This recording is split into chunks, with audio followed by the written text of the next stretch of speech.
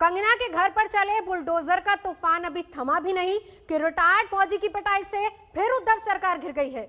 Navy के पूर्व officer को शिवसेना के कार्यकर्ताओं ने घर से खींचकर मारा। उनकी गलती सिर्फ इतनी भर थी कि उन्होंने व्हाट्सएप पर आए कार्टून को फॉरवर्ड कर दिया था।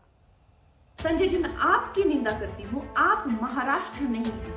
आप ये नहीं कह सकते कि मैंने महाराष्ट्र की निंदा की। और संजय जी, मैं 9 सितंबर को आ रही हूँ। आपके लोग कह रहे हैं कि आप लोग मेरा जबड़ा तोड़ देंगे, आप लोग मुझे मार डालेंगे। कंगना बोली तो दफ्तर पर चल गया बुलडोजर। कोई कार्टून था वो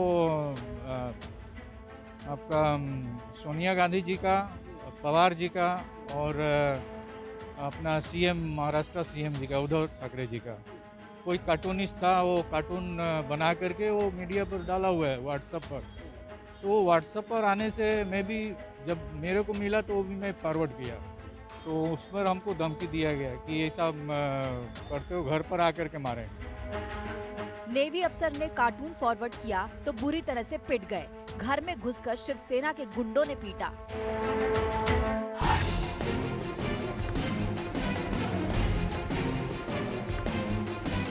आखिरकार मुंबई में हो क्या रहा है? क्या मुंबई में बोलना मना है? क्या सरकार पर सवाल करना गुनाह है? क्या बोलने वालों को इसी तरह चुप कराया जाएगा? कंगना विवाद का शोर खत्म अभी नहीं हुआ और मुंबई में एक नया बखेड़ा शुरू हो गया। इस बार एक रिटायर्ड नेवी अफसर को घर से खींचकर मारा गया। आप तस्वीरों में देख सकते हैं कि कैसे 8-10 गुंडे एक बुजुर्ग को पीट रहे हैं।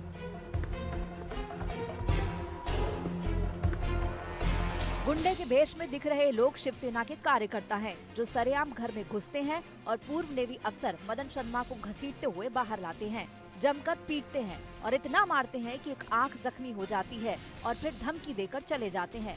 आखिर ये है क्या? क्या मुंबई में कानून नहीं है? क्या मुंबई में पुलिस नहीं है? क्या शिवसेना कार्यकर्ता ही कानून के ठेकेदार बन गए हैं, जो बिना सुनवाई, बिना किसी पेशी, बिना किसी दलील के सजा सुना देते हैं, वो भी ऑन द स्पॉट? नौसेना के एक पूर्व अधिकारी ने कार्टून क्या शेयर किया तो हो गई पिटाई। उससे कुछ दिन पहले ही कंगना रनौत के इस दफ्तर पर भी चल गया बुलडोजर।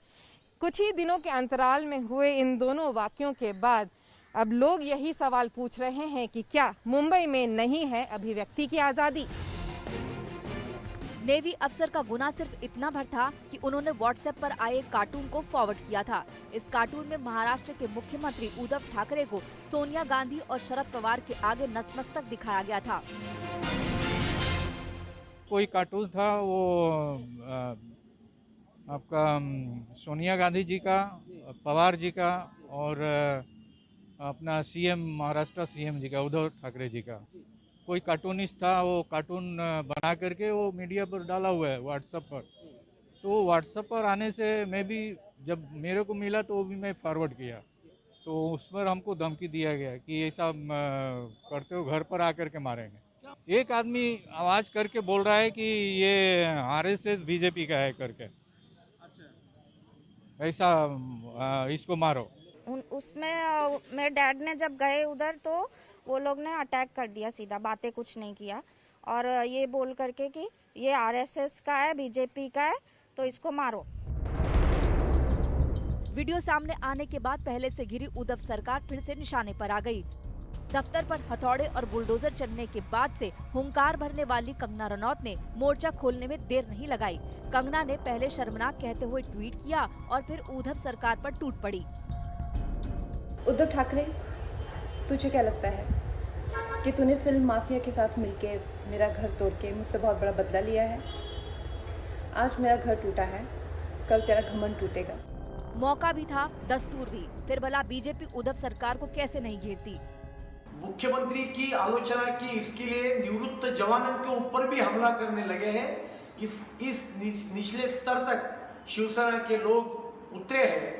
मैं राज्य के मुख्यमंत्री को इतना ही कहना चाहता हूं कि इस प्रकार के गुंडागर्दी से मुंबई की और महाराष्ट्र की जनता ये अपना आवाज बंद करेगी, ऐसी स्थिति नहीं है।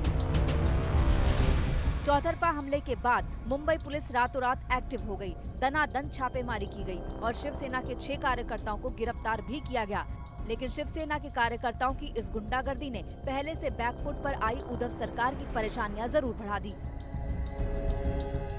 मुंबई से एजाज खान, मुनीश पांडे और मुस्तफा शेख के साथ आज तक ब्यूरो। लेकिन इस बीच बड़ी खबर आपको ये बता दें जो इसी मामले में आ रही कि सभी आरोपियों को 5-5 हजार के मुचलके पर बेल मिल गई है। सभी आरोपियों को जमानत मिली है। पूर्व नेवी ऑफिसर को पीटने के आरोप में सभी 500 आरोपियों को, 500 शिवसेना कार्यकर्ताओं को, जिनको आज कोर्ट में पेश किया गया, सभी को जमानत मिल गई है। कोविड प्रोटोकॉल गाइड्स को लेकर शिवसेना के सभी 6 कार्यकर्ता रिहा हो गए हैं। लेकिन बड़ा सवाल ये है क्योंकि लगातार परिवार ये कह रहा है कि अब उनको डर है, पहले उनके पिता को मारा, कहीं अगला नंबर उनका ना हो। अब सवाल ये कि सुरक्षा कौन करेगा। सभी को बेल मिल गई है। बड़ी खबर। तो कंगना और शिवसेना की जंग लगातार जारी और इस बीच कंगना ने सोमनाथ मंदिर के बहाने उद्धव सरकार को घेरा है। तो सामना के जरिए शिवसेना बोली कि जब मुंबई का द्रौपदी की तरह चीरहरण होता रहा तो सब देखते रहे। कंगना के दफ्तर पर बुलडोजर चले 3 दिन हो गए, लेकिन इसके मलबे से उठा तूफान अभी भी मंडरा रहा है। कंगना खुद मोर्चे पर आगे आगे चल रही है। हर दिन ट्विटर पर हुंकार भर रही है, सरकार को ललकार रही है। नया ट्वीट सोम मंदिर की तस्वीर के साथ आया है, जिसमें कंगना ने इशारों में उद्धव सरकार को फिर से चुनौती दी। कंगना ने लिखा, सोमनाथ को कितने दरिंदों ने कितनी बार बेरहमी से उजाड़ा, मगर इतिहास गवाह है कि क्रूरता और अन्याय कितने भी शक्तिशाली क्यों न हो, आखिर में जीत भक्ति की होती है। हर हर महादेव। सोमनाथ मंदिर को गजनी ने तोड़ा, लूटा। कंगना के इस ट्वीट से बाबर के बाद गजनी की एंट्री भी हो गई। 9 सितंबर को कंगना के दफ्तर पर बुलडोजर चला, तब कंगना ने अपने दफ्तर को राम मंदिर और तोड़ने वालों को बाबर तक कह डाला। फिलहाल यहाँ रुकेंगे एक ब्रेक के लिए। आज तक पर खबरों का सिलसिला लगातार जारी है, देखते रहिए आज तक। नमस्कार, मैं हूं अंजना ओम कश्यप। हमें उम्मीद है ये वीडियो आपको पसंद आया होगा।